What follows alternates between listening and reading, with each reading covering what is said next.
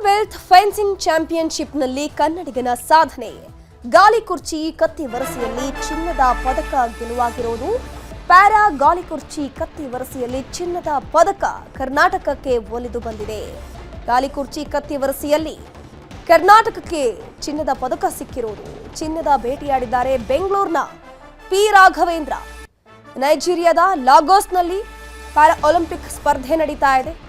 ಏಕಲವ್ಯ ಪ್ರಶಸ್ತಿಯನ್ನ ಇದೇ ಪಿ ರಾಘವೇಂದ್ರ ಗೆದ್ದಿದ್ರು. ಕಳೆದ 4 ವರ್ಷಗಳಿಂದಲೂ ಕೂಡ ಈ ಪ್ಯಾರಾ ಗಾಲಿ ಕುರ್ಚಿ ಕತ್ತಿ ವರಸೆ ಸ್ಪರ್ಧೆಯನ್ನ ನಡೆಸಲಾಗ್ತಾನೆ ಇದೆ. ಒಟ್ಟು 20 ದೇಶಗಳ ವಿಶೇಷ ಚೇತನರು ಈ ತರದ ಪ್ಯಾರಾ ಅಥ್ಲೆಟಿಕ್ಸ್ನಲ್ಲಿ ಭಾಗಿಯಾಗಿದ್ದಾರೆ. ಕರ್ನಾಟಕಕ್ಕೆ ಒಲಿದು ಬಂದಿದೆ ಚಿನ್ನದ ಪದಕ. ಗಾಲಿ ಕುರ್ಚಿ ಕತ್ತಿ ವರಸೆಯಲ್ಲಿ ಬೆಂಗಳೂರಿನ ಪಿ ರಾಘವೇಂದ್ರ ಗೆದ್ದಿರೋದು. ಏಕಲವ್ಯ ಪ್ರಶಸ್ತಿ ಅವರಿಗೆ ಬಂದಿತ್ತು. ಒಂದು ರೀತಿ ಖುಷಿಯ ವಿಚಾರ ಇದು.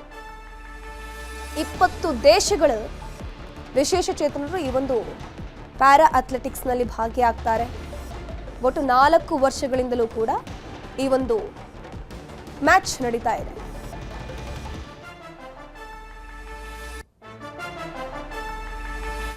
ಚಲಿಸುವಾಗ ಕೆಕೆಆರ್ಟಿಸಿ ಬಸ್ ಟೈರ್ ಬ್ಲಾಸ್ಟ್ ಆಗಿದೆ. ಕಲಬುರಗಿ ಅಫಜಲ್ಪುರದ ಆತನೂರು ಬಳಿ ಘಟನೆ ನಡೆದಿರೋದು.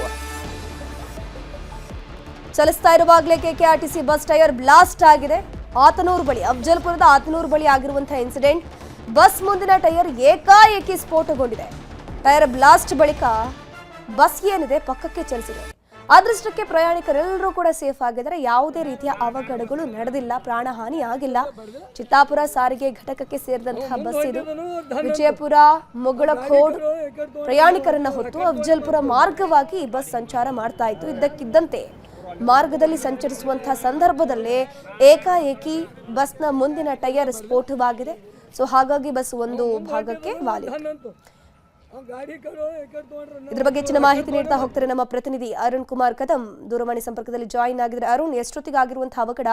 ಯಾವುದೇ ರೀತಿಯ ಪ್ರಾಣಹಾನಿಗಳಾಗಿಲ್ಲಲ್ವಾ? ಹೌದು ಧನುಶ್ರೀ, ಅಂತಂದ್ರೆ ಕಲಬುರಗಿಯ ಅಫಜಲ್ಪುರ ತಾಲೂಕಿನ ಆತನೂರು ಗ್ರಾಮದ ಬಳಿ ಬಸ್ನ ಅಪಘಾತ ಆಗಿರುವಂತ. ಚಲಿಸುತ್ತಿರುವಾಗಲೇ ಬಸ್ನ ಟೈರ್ ಸ್ಫೋಟಗೊಂಡಿದ್ದು. ಆದ್ರೆ ಯಾವುದೇ ರೀತಿ ಅನಾಹುತ ಆಗಿಲ್ಲ, ಭಾರಿ ಅನಾಹುತ ತಪ್ಪಿದೆ ಅಂತ ಹೇಳ್ಬೋದು. ಯಾಕಂತಂದ್ರೆ ಬಸ್ ಮುಂಭಾಗದ ಟೈರ್ ಏಕಾಏಕಿ ಸ್ಫೋಟಗೊಂಡಿದ್ದರಿಂದ ಒಳಗಡೆ ಇದ್ದಂತಹ ಸಾಕಷ್ಟು ಜನ ಪ್ರಯಾಣಿಕರು ಅವರು ಕೂಡ ಹೆದರಿಕೆ ಆಗಿತ್ತು. ಆದ್ರೆ ಚಾಲಕನ ಸಮಯ ಪ್ರಜ್ಞೆಯಿಂದ ತಪ್ಪಿದೆ, ಏನಿದೆ ಭಾರಿ ಅನಾಹುತ ತಪ್ಪಿರುವಂತದ್ದು. ವಿಜಯಪುರ ಮುಗಳು ಕೂಡ ಪ್ರಯಾಣಿಕರನ್ನು ಹೊತ್ತುಕೊಂಡು ಈಗ ಅಫಜಲ್ಪುರ ಮಾರ್ಗವಾಗಿ ಈ ಒಂದು ಬಸ್ ಅನ್ನು ಸಂಚರಿಸಿತ್ತು. ಆ ಸಂಚರಿಸುವಂತ ವೇಳೆಯಲ್ಲಿ ಏಕಾಏಕಿ ಬಸ್ ಟೈರ್ ಸ್ಫೋಟಗೊಂಡಿದ್ರೆ ಈ ಒಂದು ಅವಘಡ ಸಂಭವಿಸಿರುವಂತದ್ದು. ಈ ಒಂದು ಗ್ರಾಮೀಣ ಪ್ರದೇಶದಲ್ಲಿ, ಗ್ರಾಮೀಣ ಭಾಗದಲ್ಲಿ ಬಸ್ಗಳನ್ನಿದಾವೆ. ಇವು ಏನಂತಂದ್ರೆ ಹಳೆಯ ಬಸ್ಗಳನ್ನ ಇಲ್ಲಿ ಸಂಚಾರನ ಮಾಡ್ತಾರೆ.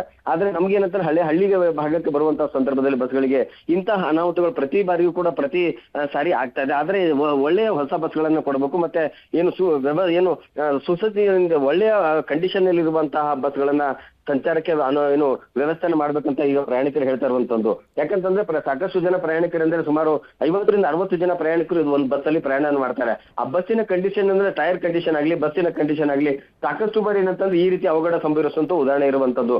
ಯಾಕಂತಂದ್ರೆ ಬಸ್ಗಳನ್ನ ಅಲ್ಲಿ ಕೆಟ್ಟು ನಿಲ್ಲುವಂತಹದ್ದಾಗ್ಲಿ, ಟೈರ್ ಬ್ಲಾಸ್ಟ್ ಆಗುವಂತದ್ರಲ್ಲಿ ಬಸ್ಗಳ ಕೆಟ್ಟು ನಿಲ್ಲುವಂತದ್ದು ಕೂಡ ಇರುತ್ತೆ.